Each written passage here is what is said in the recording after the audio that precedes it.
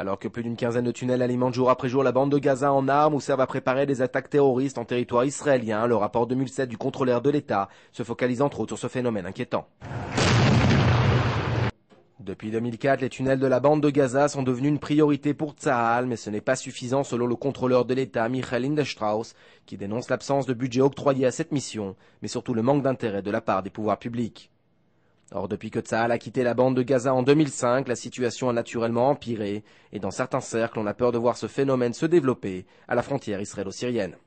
הפתרון הטכנולוגי שמביא לידי ביטוי סיסמוגרפים שנותנים לנו תחושות מהקרקע איפה בונים מנהרה הוכח כבר בעבר שהוא לא לגמרי יעיל. Et selon des sources militaires, on apprend qu'un an après que les terroristes aient emprunté l'un de ces tunnels pour enlever Gilad Shalit, seulement 10% du territoire de la bande de Gaza sont couverts par des capteurs sensoriels. Concernant le traitement de la menace des roquettes Qassam, là aussi le contrôleur de l'État a trouvé des dysfonctionnements sérieux. Cette semaine, le ministre de la Défense, Amir Peretz, a célébré l'inauguration d'un nouveau système anti-roquettes nommé le Dôme de Fer. Mais il faudra attendre encore 2 ans avant d'obtenir des résultats concrets, car pour le moment, aucun budget ne lui a été octroyé. Lindestrauss précise également dans son rapport que Tsahal n'est pas en mesure de faire face à des tirs de roquettes Qassam à partir de la Judée-Samarie qui viseraient les villes du centre d'Israël.